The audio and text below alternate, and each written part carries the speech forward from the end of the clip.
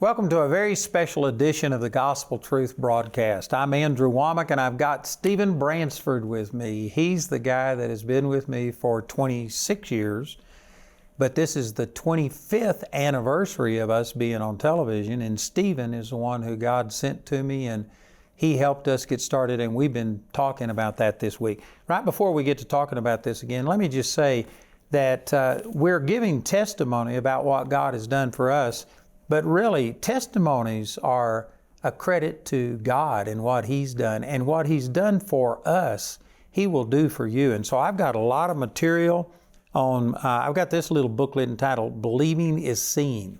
It's got a picture of a little kid sitting on something, and you can just imagine his imagination is going wild. This is an introduction to my teaching on imagination.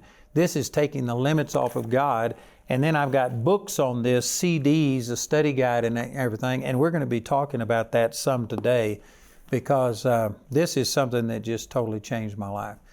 But 25 years ago, this week is when we started on television, and from January of 2000 until January of 2002, this ministry doubled. Now, I had been in ministry at that time for 32 years. And in 2 years, we doubled what I had done in 32 years being on radio and traveling and ministering and doing things. So it was a phenomenal increase. But the Lord was about to shake my world when He told me that I was limiting Him by my small thinking. Do you remember when that happened? I do. And I remember that program. In fact, in the 12-minute video we did on Monday, that's featured. That actual program where you're beginning to relate that revelation that you'd received. And we were in that small building, and then everything began to grow. Now, we had been on television at that time for 2 years, and we had, I think, 28 employees total in the ministry. That's including running the Bible school. Right. So how many employees did we have in television at that time? Three. How many do we have now? I don't know. Somebody would have to help me know that. We're doing all kinds of things, and I would estimate it's well over 100 people now that are involved. But it's being funded by those 70,000 partners of yours, Andrew, who I love. And I'm one of them. And I love that they have such a heart for the vision God gave you. And they followed you through that transition. Now, your original radio partners came on board, but after 2 years on television, you had added double to that group. Yep. And so in 2002, when you went on television and related this change, of course, the change didn't occur. It didn't look like that to anyone except for us behind the scenes. Well, there was no evidence. It was just something God had spoken. And I remember when you began looking for the next building to accommodate the growth of the school, because if you remember, the student body grew to where we had to take television out of that classroom. And we went on the road for a while with your program, producing it here and there. We actually once produced it in a warehouse. We piled the set, that original set, took it apart, had it up against the wall in the warehouse where it had originally been built. Yeah. And that was 5 blocks from our building. And we took you over there and did programs one day, and your breath could be seen because it was so cold. I remember that. We decided we got to get indoors somewhere. But let me say that we started January 2000, and there was an awesome response. In the summer of 2000, we went on God TV in Europe. And that was a big step. Yeah. And that was another miracle because even though it was a step of faith, I couldn't keep up the payments. And within 2 months, I had to give my cancellation notice. But 𝗵𝗵𝗃 had turned out, when she got born again, I was one of the ones that the Lord used to speak to her. And she allowed me to stay on for, I'm not sure the exact length of time, I think it was 3 to 6 months, while I went to my partners in Europe and asked them to help sponsor it. And so we're still on God TV twice a day now, and we've been on since 2000 just because of the generosity of 𝗵𝗵𝗃. I think that was one of those signs that God was at work here, because no business decision would have advised you to take on Europe. The European Union at that point was where you uplinked. We couldn't raise funds there. You asked me about that before you went on in God TV, and I said, we can't raise any funds there. This is going to be an outreach. So you told me later that because I said that, you had put a clause in your contract for cancellation. Mm-hmm. And when you had to exercise that cancellation, then we were allowed to stay on for free until your audience built enough over there to be able to support Plus, it. by the end of the year, I remember I added Birmingham, an individual station, and so we added 2 more stations. So by the end of the first year, we had my original program on INSP, we had God TV, and 2 independent stations. And at that time, we were probably reaching like 5% or something of the U.S. population, and then through God TV, people outside of there. So anyway, I remember you were talking about us looking for a new facility.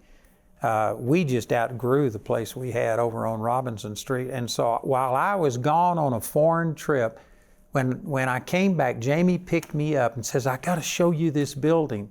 She'd been out looking for buildings while I was gone. And she took me by a place that was 30,000 square feet. And she said, this will last us for the rest of our lives. From 14,000, basically double. And she said, this will last us the rest of our lives. And I knew that wasn't going to last us. I knew my vision was big, but I'd really been in training for 30-something years. It wasn't time for that vision to come to pass. Plus, every time I would speak forth my vision, people would look at the thousands of people that were staying away from my meetings and thinking, this isn't going to work. So I got to where I wasn't speaking my vision. And even Jamie, who I share everything with Jamie, and yet she didn't understand the scope of my vision. And that really bothered me. I remember as she was showing me this building, I thought, God, what's wrong that even Jamie isn't thinking bigger than this?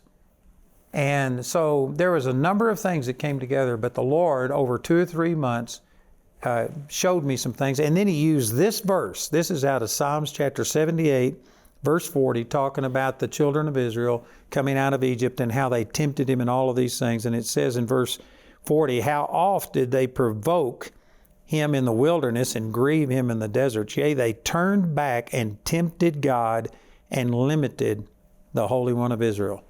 And on January the 31st, 2002, I was at a ministers conference, our own ministers conference in Buena Vista, and I was talking to a man at midnight and just telling him about all the things God was speaking to him, and that verse came back, and I remember right there, I said, that's what the problem is. I'm not thinking big enough. Now remember the context. We had just started on television. We had doubled in 2 years what it had taken me 32 years to accomplish, and yet the Lord showed me I was thinking small. And so I got up the next morning in front of that whole ministers conference and I repented and I said, man, I'm limiting God. God wants to do more than what I'm allowing him. And then I'm sure you remember, it was about 10 days later, I got my whole staff together. There was 28 people on staff, and I apologized and I said, I'm limiting God. I do remember. I'm holding him back. You remember that? I do. And I said, I don't know how long it takes to change this image on the inside. And at that time, I didn't really understand about the imagination. That's one of the things that I got out of this. But I just knew that what I was seeing on the inside didn't match what I'd heard God speak to me. And I said, I don't know how long it takes to change this image, whether it's a day, a month, a week, or whatever, but whatever, I'm going to think different. And I mean, immediately, everything began to change. Even before I sent out a letter to our mailing list and told them about what God had told me, our income began to double on a weekly basis over what it had been. And I'd been trying to go on the Daystar Network for 2 years. And Marcus and Joni Lamb were friends of mine. I'd been on their program. They had given me 45 minutes to stand there and just preach. And they were super nice to me, but every time I contacted them about going on Daystar, it just wouldn't work out. And within a couple of days of me saying, I'm going to change the image on the inside of me, Marcus Lamb sent me a registered letter. It says, why aren't you on Daystar? You just get your program to us. You start this coming Monday. We will give you a price that will make it work. And I mean, when I started changing the way I thought on the inside, instantly, everything on the outside began to change. Our finances doubled before I could even tell anybody. Something I'd been trying to do, go on Daystar for 2 years, all of a sudden fell in place. And I mean, it's just like this explosion went off. Well, I saw it. I saw it happen. And it was amazing. I was there, and you know, when you made that transition in your thinking, and then took us to the building that we eventually went into. We went to a couple of other large buildings as well, but the Elkton facility was obviously the one the Lord had in mind. And that, to me, was the end of the rainbow. I thought, well, this is it. And so we were there for how long, how many years? I guess about 2010, we had to start thinking bigger because we had outgrown that facility. Yeah. And so this thing began to really take off based on that revelation from the Lord. Yeah, that building, we went from 14,000 square feet to 110,000 square feet, but only 10,000 of that was usable. And so the rest of it had been a mill work for woodworking, and we had to gut it and take out all of their systems and stuff like that. And it was just an empty warehouse. Yeah. And I remember that we moved in there. We moved our executives into the front 10,000 square feet that had offices, but the rest of it was just gutted. And we made our television programs in this empty warehouse for quite a while. I'm so proud of that. We put this table in the empty warehouse. Yeah. Your chair would be set there, and then in the regular set, I had a couple of pillows that I would put on the floor beside it, just for accent color. I put those on the floor of the warehouse, and just so there would be a tie-in to the old set. But that was so wonderful, and never forget the day that the loader came through the program behind you and just blew you out, and you looked at me and said, I said, nope, keep going. It's a beautiful thing. And the people will understand. The guy's dog followed that loader everywhere. So the loader came through my television program with the dog walking behind it. Yeah. That was funny. I remember one time driving my pickup in there and parking it. Right. And using that kind of as a backdrop. And so we filmed in there. Right. No, that was when you had put tape on the floor. Yeah. And you were envisioning the finished building in that warehouse by having a floor plan in duct tape on the floor, and you would walk and you wouldn't go through a wall. You would go only through doorways that were I was envisioning it, like in your teaching on imagination.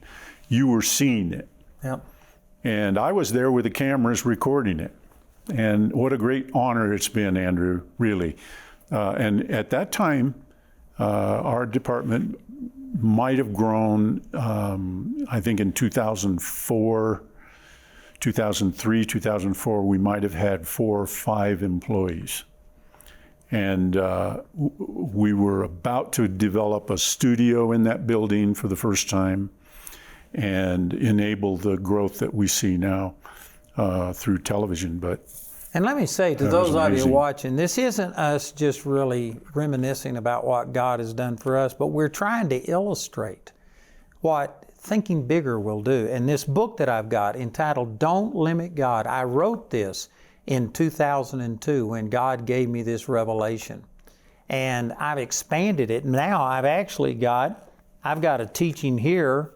Here's my CDs on Don't Limit God, and then here's another one, Don't Limit God 20 years later, talking about the difference. And I've got a teaching that goes into imagination. That's one of the things that God really did big in my life. That's one of the ways I started taking the limits off of God, because until you can see something on the inside, you can't see it on the outside.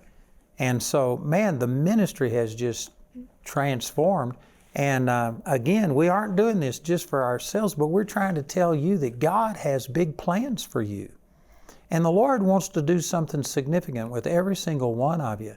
He's never made a person just to be a placeholder, just to occupy space. He wants your life to count. There's people that He's wanting to touch in you and through you. And these things that God did for me, He wants to do it for you. And I promise you, this teaching on Don't Limit God, the subtitle is Imagine Yourself Successful. And most people just don't understand the power of your imagination. I've also got this little static cling sticker. You peel this off. I don't know what it takes to peel it off, but it does come off, and it'll just stick to a mirror. It'll stick to a windscreen, anything like that. And all of these things are just to tell you that God has bigger plans for you than what you've experienced, and we all need to believe bigger. And so Stephen and I have seen it here in television. What we're doing is just really trying to glorify God 25 years later and say, only God could have done this. I'm not smart enough. You know, I've given this story many times. My mother, right before she died, she looked at me and she said, Andy, you aren't smart enough to do this. And I said, yes, I agree. And it's just God. You know what? You're approachable and you're one of us. And that's what people sense when you talk to them across the table like this.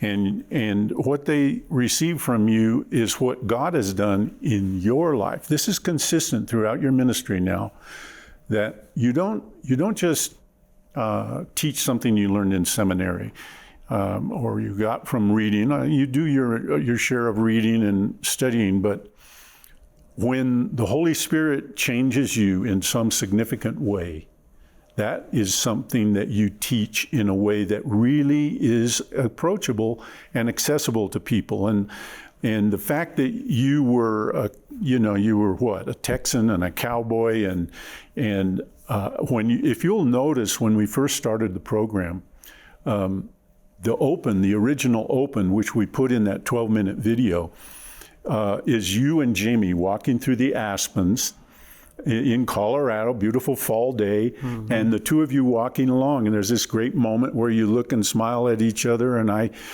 filmed that with my wife. She was working with me, and before we went on television, we captured that video, and I said, well, that's it. That's Andrew. That's who he is. He and Jamie, we don't need a big fancy open. And so what we would do is say, welcome to Gospel Truth with Andrew Wommack, a teaching ministry that emphasizes God's unconditional love and grace. And now here's Andrew. But the point is, you're one of us, and if we were to dress you up in some kind of hyped up open that was setting you up to be something different, people wouldn't have had that sense of connection with you. It does say something about who I am and stuff, just our lack of flash. Yeah. Stuff like that. And let me say to those of you watching, you may not realize this, but Stephen really understands who I am. He understands my heart. And Stephen has been the one who's responsible for packaging me. He hadn't changed me, but he's found out who I am. And everything he does packages this. And of course, you wouldn't know these things, but Stephen's on my executive team, and we have a lot of team meetings. And I remember many times in this ministry when somebody had come in and they'd want to start marketing or doing something, and Stephen would say, that's not who Andrew is. And Stephen has been like an anchor that holds everything in a certain way. The branding, the look of the programs, the way that we advertise things, I can trust Stephen and the people that are under him to package everything in a way consistent with who I am. They are not using these programs and selling products just to manipulate people. They're doing it in a way to minister to people. And you've been invaluable, Stephen. No. I really appreciate it. God sent you to me. It was awesome. Well, thank you. You're so generous, Andrew, to acknowledge that. And I'm honored to just have been chosen by God before I met you. And I asked him sincerely from my heart, I feel you sending me somewhere to serve you. Where is it? Give me a broom. I'll push broom. I literally said that to the Lord. That's a good attitude. And so when I walked in your door, everything began to happen that we see now. And again, that had to be God, because there was nothing impressive about that door. Wasn't me either. So let me mention that we've got these products. I mentioned this little static cling sticker. It comes off of here and it will just stick to anything. And you can put it on a mirror or something. And it's just a reminder. I've got these all over my house. Don't limit God, Psalm 78:41. And then I've got this teaching, this book. This is trying to describe what God has done for me. And I have literally had hundreds of people that have told me personally. I'm sure there's thousands or tens of thousands of people that this teaching has really spoken to them. I was just talking to, I won't mention his name because I'm not sure which one it was, but one of the, if I was to mention his name, you'd know who it was. And he was saying he probably read this thing 10 times at least, the very first time he got it, and it's totally changed his life and ministry. So we've got that. We've got some free little booklets here. This one is about the power of imagination. This one is about don't limit God, which using your imagination properly is a part of that. And we got study guide and other things. But I just really want to encourage you that what God has done for me, He wants to do in your life. The motive behind these programs is to celebrate 25 years of God's faithfulness and what He's done, but really, the benefit to you is to let you know that if God has done it for me, He'll do it for you. And you know, I'm not upset with who I am. I'm content in my skin, but I am not the sharpest knife in the drawer. If I was God, I wouldn't have chosen me. And yet, because I've trusted God, God has used me. And if God can use me, and if God can fulfill the dreams in my life, then I can guarantee you He can do the same thing for you. Hello, this is Andrew Wommack, and if you've enjoyed our program there on YouTube, I encourage you to like, share, and subscribe to our YouTube channel. Share this with other people because, man, these truths will set people free. So check it out, like, share, and subscribe to our YouTube channel.